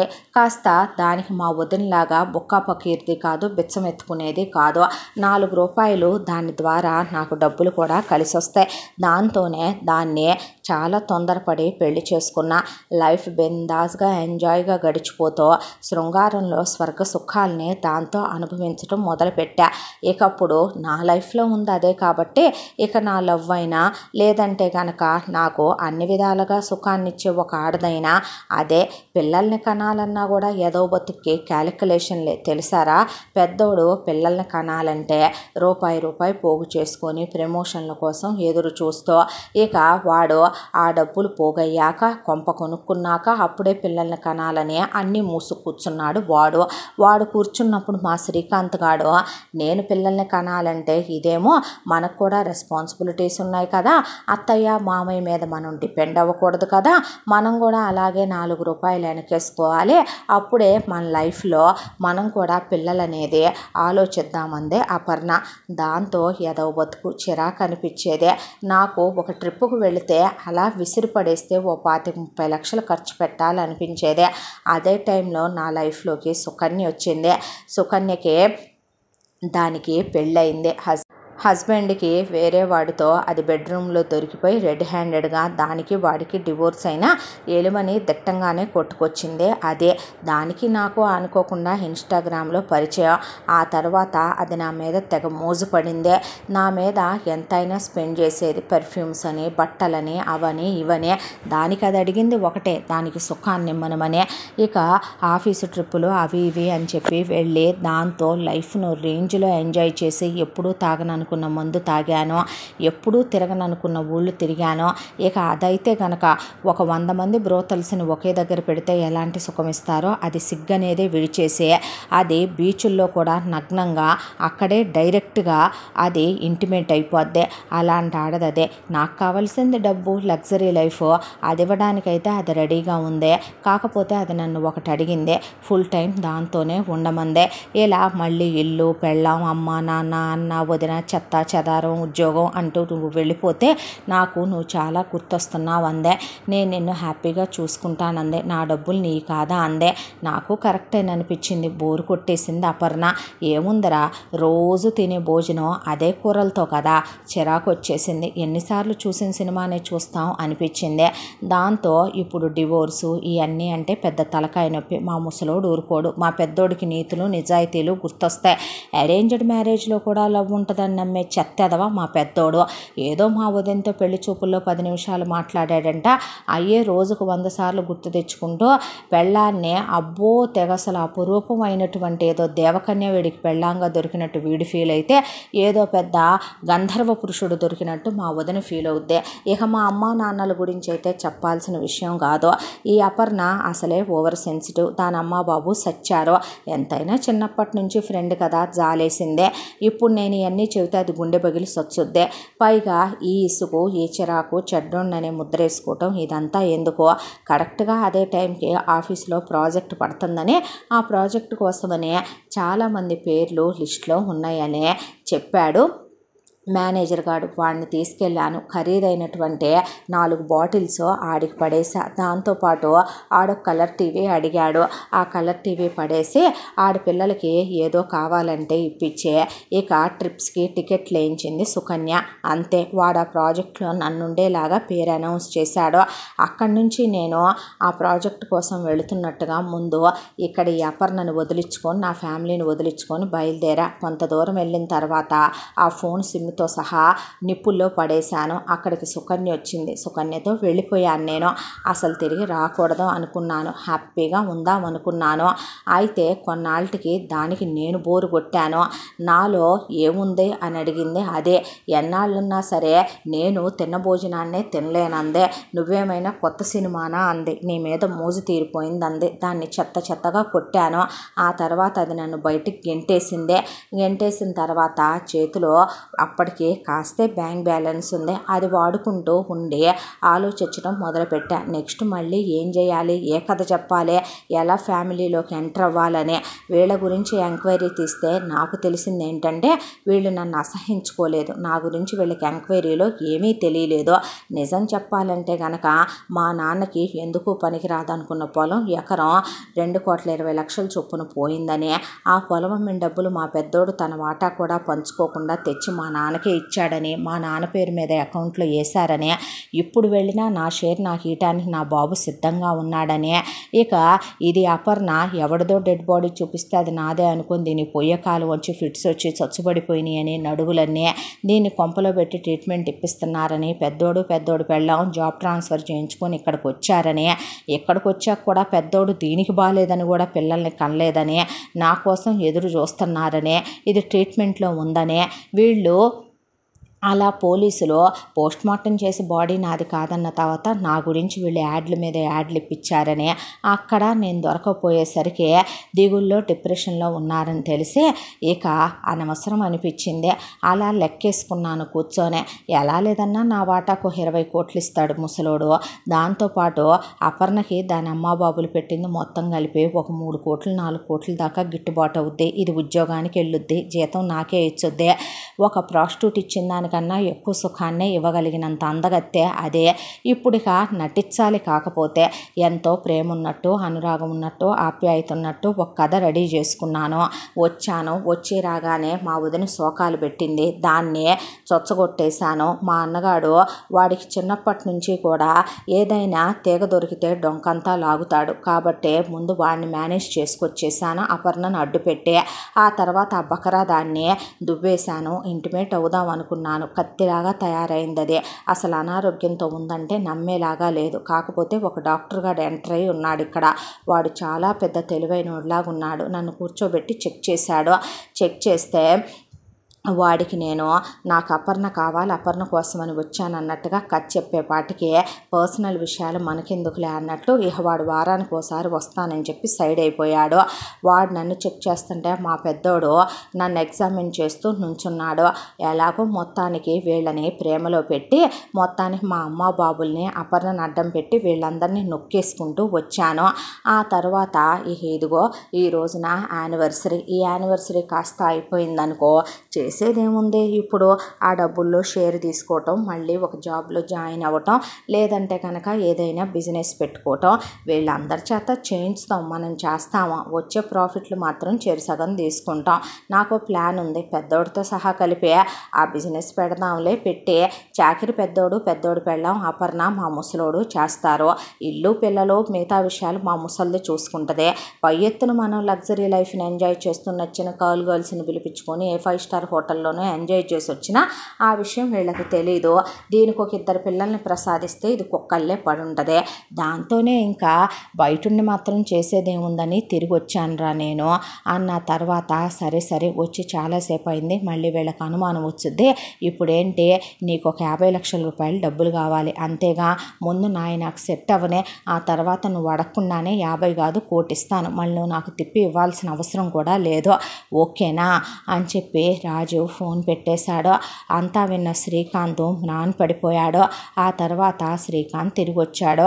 వచ్చేసరికి అపర్ణ అమృత మాట్లాడుకుంటుంటే అప్పు ఇట్రా అమ్మ అంటే చెప్పండి బావా అనేసరికి అందరూ ఎక్కడ వాళ్ళు అక్కడ గెస్టుల్ని ముందు వెళ్ళిపోనివ్వాలి అనుకున్నవాడు కూడా ఇహ కోపం పట్టలేకపోయాడు శ్రీకాంత్.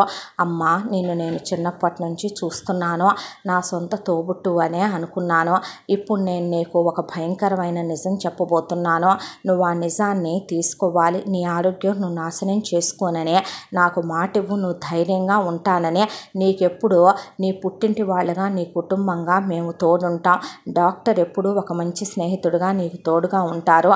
నువ్వు నాకు ప్రమాణం చేయి అపర్ణ, నేను చెప్పే మాట విన్న తరువాత కూడా నువ్వు ఇంతే స్ట్రాంగ్గా ఉంటానని. ఏమైంది బావా, ఉంటాను చెప్పండి అందే. అన్న తర్వాత తన చేతిలో ఉన్న ఫోన్కి అలా కనెక్ట్ చేసి పెద్ద అక్కడ ఇదుంటే స్క్రీన్ మీద వేశాడు రాజీవ్ గురించి. వచ్చిన జనాలందరూ నోరెళ్ళబెట్టుకుంటే సువర్ణ కైలాష్తో సహా మా అమ్మే క్యారెక్టర్ లెస్ అని అమృత ఎంతమందితో తిరిగేసిందేమోనని డాక్టర్ గురించి మాట్లాడిన మాటలు అవన్నీ విన్న వాళ్ళు వీడు ఇలా చేసా తిరిగొచ్చాడని షాక్లో మునిగిపోయి అలా చూస్తూ ఉంటే ఏమైంది అందరు అలా ఉన్నారని ఏమెరగనట్టు వచ్చి రాజీవ్ అక్కడ నుంచున్నాడు. నుంచునేపాటికి అపర్ణ కళ్ళు ఎర్రగా చింత నిప్పుల్లా తయారైపోయి అమ్మవారి స్వరూపంలో ఉంది అపర్ణ. డాక్టర్కి అసలు ఏం మాట్లాడాలో కూడా అర్థం కాలేదు. కైలాష్ వచ్చి దవళ్ళు పగలగొట్టాడు రాజీవ్ని. సువర్ణ కాండ్రిచ్చి ఉమ్మూసి నా కడుపుని చెడబుట్టావు కదరా అంటే, నువ్వు తిరిగి రావాలి, నీ ఆరోగ్యం బాగుండాలని ఆ పిచ్చిది ఎదురు చూస్తుందని ఎంత కోరుకున్నానురా నేను. మరిది అనుకోలేదురా, నా తమ్ముడివి కొడుకు అనుకున్నాను, నన్నే చెడిపోయిన దాన్ని చేసేసావా అనే అమృత అంటే శ్రీకాంత్ దవడకు పెట్టి లాగిచ్చి తీస్తే మీరాగండనే అపర్ణ రాజీవ్ని షర్టు పట్టుకొని, ఏరా చిన్నప్పటి నుంచి స్నేహితుడినన్నావే, ప్రేమించానన్నావే, పెళ్లి చేసుకున్నావే, అన్నీ నువ్వే అని నమ్మించావే, ఎలా నా గొంతు కొయ్యాలనిపించిందిరా. నువ్వు పొయ్యావు, నువ్వు సచ్చావు, నువ్వు లేవు అంటే నా గుండె చలనం తప్పిపోయి నేను బతుకున్నానో చచ్చానో తెలియక నా శరీరంలో పార్ట్లే చచ్చుబడిపోయినాయి. నీకోసం నేను బ్రతకాలనుకున్నా, నీకోసం నేను నార్మల్ అవ్వాలనుకున్నా, ఎన్నాళ్ళైనా ఈ ఎదురు చూపులు నీకోసం ఎదురు చూడగలను అనుకున్నా. కానీ చివరికి నువ్వు నన్ను మోసం చేశావా, అది డబ్బుల కోసమా? ఎలా పుట్టావురా ఇలాంటి అమ్మా నాన్నలకి కొడుగ్గా, ఎలా పుట్టావురా అలాంటి బావకి తమ్ముడుగా? నీలాంటి నీతిమాలిన వెధవని నేనెలా ప్రేమించాను, నేనెలా పెళ్లి చేసుకున్నానో నా మీద నాకే అసహ్యం వేస్తోంది. టెన్షన్ పడొద్దు ప్లీజ్ అన్నాడు అనిరుద్. అంటే లేదు డాక్టర్, ఏదైనా తీసుకోగలను నేను, తప్పును మాత్రం చచ్చినా క్షమించలేను. ఎందుకురా ప్రతి ఒక్కడు భర్త బాగుంటే భార్య, భార్య బాగుంటే భర్త, ఎవడో ఒకళ్ళకి పొయ్యే కాలం పుట్టుద్దనేసరికి అనిరుద్ పక్కకు చూశాడు. చూసేసరికి ఇంకా వీడిని వదిలేయమంటారా? నేనైతే వదలాలనుకోవటం లేదు మావయ్య. ఇలాంటి వెధవల్ని వదిలేస్తే ఎంతకైనా ఏమైనా తెగిస్తారో. మీరిచ్చిన ధైర్యం నాకు తోడుగా ఉంది, మీ అందరూ నాకు అండగా ఉన్నారు, నాకేమీ కాదు, వీడు నాకు వద్దు అనేసింది అపర్ణ. అప్పటికే ఆయన పోలీసులకు ఫోన్ చేసి ఇలా చీట్ చేశాడని, ఇలా అమ్మాయిని చీటింగ్ చేసి ఇలా చేశాడని వీడియో వాళ్ళకి ఇస్తే, నాన్న నేను నీ కొడుకుని, నేను చేసిన దాంట్లో తప్పే ఉంది నాన్న, హ్యాపీ లైఫ్ లగ్జరీ లైఫ్ నీలాంటి ముష్టెదవుకు పుట్టి నువ్వు ఇవ్వలేక ఇలాంటి దాన్ని చేసుకొని ఈ బిచ్చగత్తె ఇదేం తెచ్చిందని నాన్న, సుఖాల కోసం వెతుక్కుంటూ వెళ్ళాను, అవి దొరకలేదు, దాంతో మళ్ళీ మీ దగ్గరికే వచ్చానుగా, ఇహ నుంచి మీరు చెప్పినట్టే ఉంటానంటున్నానుగా అనేసరికి శ్రీకాంత్ కూడా కళ్ళల్లో నీళ్లు తిరిగిపోయినాయి. అపర్ణ పెద్దగా ఏడ్చి కళ్ళు తిరిగి పడిపోయింది. రాజీవ్ని పోలీసులు హ్యాండ్ ఓవర్ చేసుకొని ఒక 5 ఏళ్ళు జైలు శిక్ష పడింది రాజీవ్కి. ఆ తర్వాత అపర్ణ దిగుల్లో మళ్ళీ కూరుకుపోయింది. అనిరుద్ధ్ వచ్చాడు. వచ్చిన తర్వాత ఇలా ఎన్నాళ్ళు, ఎన్ని నెలలు, ఎన్నేళ్ళు, ఎందుకు నీ లైఫ్ నువ్వే పనిష్ చేసుకుంటున్నావు అని అడిగాడు. ఇలా ఒక 3 నెలల కాలం గడిచిపోయింది. ఇంకో 3 నెలల కాలం గడిచిపోయింది. అపర్ణ ఆఫీస్కి వెళుతోంది, వస్తుంది. మనుషులు లేదు, ఎవరు ఆ ఇంట్లో మనశ్శాంతిగా లేరు. అనిరుద్ధ్ ఒక రోజున అందరూ ఇలాగే ఉంటే లైఫ్ ఇక్కడితోనే స్టాప్ అయిపోద్ది, టైం వేస్ట్ అయిపోతుంది, ఏదైనా ఒక మంచి డెసిషన్ తీసుకోవాలేమో కదో అన్నాడు. అన్న తర్వాత అపర్ణకి రాజీవ్కి డివోర్స్ కూడా వచ్చేసాయని పేపర్స్ తీసుకొచ్చి ఇచ్చేసి వెళ్ళిపోయాడు లాయర్. అదే రోజు తీసుకొచ్చి ఇచ్చిన తర్వాత మీతో ఒక విషయం మాట్లాడాలనుకుంటున్నాను అన్నాడు అనిరుద్ధ్. ఏంటి బాబు అని అడిగితే, నేను అపర్ణని పెళ్లి చేసుకుందాం అనుకుంటున్నాను అనేపాటికి అందరూ లేచి నుంచొని అపర్ణ నోరెళ్ళబెట్టి నుంచుంది. ప్రేమనో, అభిమానమనో, ఆప్యాయతనో అలాంటి చిన్న చిన్న మాటల గురించి నేను మాట్లాడను. చెప్పాలంటే గనక ఈ సమాజంలో మోసం, ద్రోహం, కపటం, స్వార్థాలే ఎక్కువ. అలా లేని ఒక తోడు కావాలనుకున్నాను. నేను మోసపోయాను. ఒక ఆడది నన్ను నిలువున ముంచేసిందే. అలాంటి ఒక తోడే కావాలనుకున్న అపర్ణ కూడా ఒంటరిదైపోయింది. ఇలాంటి నిజాయితీ గల అమ్మాయి ఏ అబ్బాయి జీవితంలోకి వచ్చినా ఆ అబ్బాయి లైఫ్ చాలా హ్యాపీగా ఉంటుంది. నేను సెటిల్డే. తనని నేను గుండెల్లో పెట్టుకొని అపురూపంగా చూసుకుంటాను. తన కళ్ళల్లో నుంచి నవ్వి నవ్వి ఆనంద బాష్పాలు కన్నీళ్లుగా రావాలేమో కానీ బాధతో కన్నీళ్ళు వచ్చేలా మాత్రం నేను ఎప్పుడూ చెయ్యను. తను నాకు ఒక అమ్మ అవుద్ది, తోడవుద్ది, స్నేహితురాలవుద్ది. అలాంటి భార్యనే పొందటం నా అదృష్టమని నేను అనుకుంటున్నాను. మీరు కావాలంటే టైం తీసుకోండి అని నేను చెప్పను అపర్ణ. ఎందుకంటే జరిగిపోయిన విషయాల గురించి తలుచుకుంటూ మన లైఫ్లో మనం గడిపే ప్రతి క్షణం, ప్రతిరోజు కూడా వేస్టే. అది మనం వాళ్ళ కోసం త్యాగం చేసినట్టే అనుకుంటాను నేను. ఇప్పటికి 6 months అయిపోయింది. మీ లైఫ్లో బ్యాడ్ ఇన్సిడెంట్ జరిగే. నేను మిమ్మల్ని చాలా ఇష్టపడుతున్నాను, చాలా ప్రేమగా చూసుకుంటాను. నానమ్మక వయసు అయిపోవటంతో పాటు జబ్బు బాగా ముదిరిపోయింది. మహా అయితే 6 months లోపు మనిషి. ఆ తర్వాత నేను ఒంటరి వాడినే. నాకు నువ్వు, నీకు నేను తప్ప ఎవరూ ఉండరు. మనమే ఒక ఫ్యామిలీని బిల్డ్ చేసుకొని మేడ్ చేసుకోవాలి. అన్న తర్వాత చేసుకోండి అనిరుద్ధ్ అన్నాడు శ్రీకాంత్. అన్న తర్వాత చేసుకోమ్మా అపర్ణ, నేను మీ బావగా కాదు నీ అన్నగా చెప్తున్నాను అన్న తర్వాత చేసేసుకో తల్లి అని అత్తమామలు కూడా అంటే హ్యాపీగా ఉండరా లైఫ్లో అందే అమృత. అమ్మా నాన్నల గురించి నువ్వు ఆలోచించకు నాన్న, ఈ ఇల్లు అమ్మేసే నేను మళ్ళీ ఇదివరకటి చోటుకే జాబు ట్రాన్స్ఫర్ చేసుకుంటాం మేమిద్దరం. అక్కడికే వెళ్ళిపోయి అమ్మా నాన్నల్ని నేను చూస్తాను. నువ్వేమీ టెన్షన్ పెట్టుకోకు. మేము నీతో టచ్లోనే ఉంటాం. కాకపోతే ఫ్రెండ్స్గా ఉండిపోదాం. గడిచిపోయిన గతాన్ని మర్చిపోండి. హ్యాపీగా ఉండండి మీ లైఫ్లో మీరు. ఎవరి లైఫ్ ఇక్కడితో స్టాప్ చేసుకోకూడదు. నీ ఎదురు చూపులకి ఏ విలువ లేదమ్మా. విలువ లేని వాటి కోసం తాపత్రయపడకూడదు మనిషి అన్న తరువాత అనిరుద్ధ్కి అపర్ణకి వెంటనే పెళ్లి జరిపించేశారు. రిజిస్టర్ మ్యారేజ్ అయిపోయింది. రిసెప్షన్ పెట్టుకున్నారు. వాళ్ళ నాన్నమ్మ చాలా సంతోషపడింది మనవడి పెళ్ళి చూసి. ఆ అబ్బాయి జీవితం ఆనందంగా ఉంది అన్నందుకు. ఆ తర్వాత హనీమూన్కి కూడా వెళ్ళొచ్చారు. వెళ్ళొచ్చిన తర్వాత శ్రీకాంత్ అమృత ట్రాన్స్ఫర్ చేయించుకొని ఇక్కడ ఇల్లు అమ్మేసి వెళ్ళేటప్పుడు అపర్ణని అనిరుద్ధ్ని పిలిపించారు. పిలిపించి నాన్న 40 కోట్లు వచ్చినాయి కదా, పొలం అమ్మితే పై డబ్బులతోనేగా అపర్ణకి ట్రీట్మెంట్ చేయించాం. ఇప్పుడు మనమేటు ఆ దరిద్రుడికి ఇవ్వాల్సిన పని లేదు. హాఫ్ షేర్ అపర్ణకి ఇచ్చేసాయంటే వద్దు, నేను ఆల్రెడీ సెటిల్డ్, మాకెందుకు అన్నాడు అనిరుద్ధ. వద్దు బావా అంటే లేదమ్మా తీసుకోమని 20 కోట్లు ఇచ్చారు. ఇచ్చిన తర్వాత మీ పుట్టింటి వాళ్ళే ఇచ్చారనుకో, నీకన్నా తల్లి తండ్రే ఇచ్చారనుకో, మీ అమ్మ నాన్నలు పోతూ పోతూ కూడా నిన్ను నా చేతిలో పెట్టిపోయారో, మా వల్లే కదమ్మా నీ జీవితంలో తీరని లోటు ఏర్పడిపోయింది అన్నారు అత్తామామలు. సరే మీ కూతురే మీకు తిరిగిస్తుంది అనుకోండి అని తిప్పి 10 కోట్ల రూపాయలు మళ్ళీ మీరుంచుకోండి. మీ తదనంతరం బావగారు వాళ్ళకి పిల్లలు పుడతారు, వాళ్ళకి పెట్టండి తాత నానమ్మ జ్ఞాపకంగా. అక్క నిజం చెప్పాలంటే నాకే ఒక సొంత తోబుట్టు ఉన్నా కూడా మీ భార్యాభర్తలంతా సపోర్ట్ ఇచ్చి నిజంగా మీ అంత ప్రేమగా ఆప్యాయతగా నన్ను చూసుకోరేమో. అంత రేటుకి పొలం అమ్ముడుపోయాక ఇంకా ఈ రోగిష్టి దాంతో మనకెందుకని ఇంకొకళ్ళైతే వదిలేసే సెల్ఫిష్నెస్తో, స్వార్థంతో ఆ డబ్బులు తీసుకొని అత్తయ్య మామయ్యని తీసుకొని అబ్రాడో వెళ్ళిపోవచ్చు.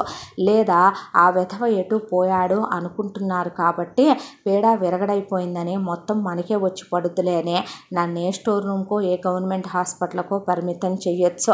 అలాంటిదే నా కోసం నువ్వు పూజలు చేసావు, నా కోసం నువ్వు కన్నీరు కార్చావు, 2 పిల్లల్ని కంటానన్నావు కదో, ఇన్నాళ్ళు పిల్లల్ని కనాలనున్నా బావ వల్ల మాతృత్వాన్ని దూరం చేసుకుంటున్నానని బాధపడేదానివి కదో. నేను వాళ్ళకి పిన్నినని చెప్పకో, నీ స్నేహితురాలనో బావకి చెల్లెలనో అత్తయ్య మామయ్యకి కూతురు లాంటి దాన్ననో చెప్పి వాళ్ళకి ఈ ఆంటీ ఇచ్చిందనే ఈ 5 కోట్ల రూపాయలు 2 పుడితే చెరో 2.5 కోట్లు వాళ్ళ భవిష్యత్తుకుంటాయి ఉంచండి అన్నాక, దేవాలయానికి దేవుడు ప్రాణం పోసినందుకు ప్రాణం ఇచ్చినందుకు భగవంతుడు రుణం ఎప్పటికీ తీర్చుకోలేమని చెప్పి ఒక 50 లక్షలు అనాథాశ్రమానికి ఇచ్చేసే మీ ఇంటి ఆడపిల్లగా ఈ 4 కోట్ల రూపాయలు తీసుకుంటున్నాను అని చెప్పి అంతవరకే తీసుకొని అనిరుద్ధ్ వైపు చూసింది.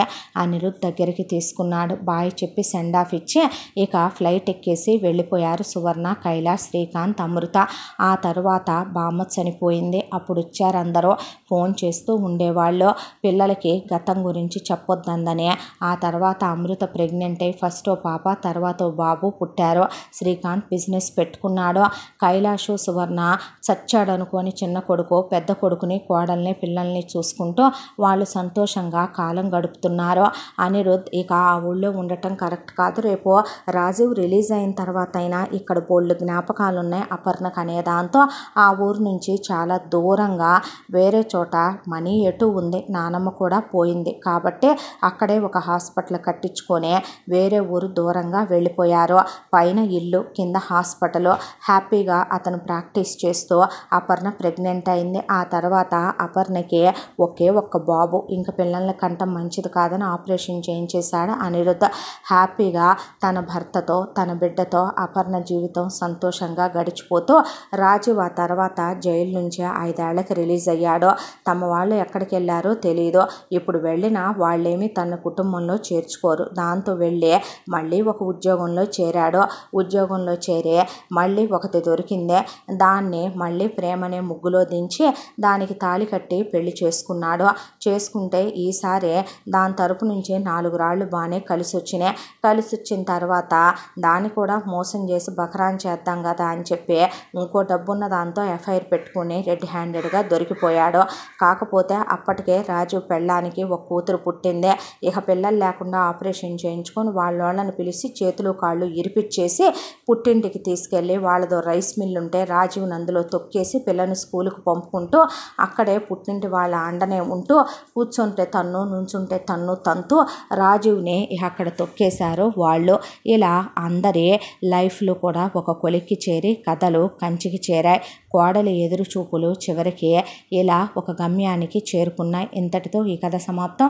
మళ్ళీ మరొక మంచి కథతో కలుసుకుందాం. తప్పకుండా మన ఛానల్ని లైక్ చేయండి, షేర్ చేయండి, సబ్స్క్రైబ్ చేయండి, బెల్ ఐకాన్ క్లిక్ చేసి ఆల్ అనే బటన్ని ప్రెస్ చేయడం మర్చిపోకండి. ఈ కథను మనకు అందించిన కథా రచయిత్రి జి. యామిని శ్రీనివాస్ గారు. Thank you.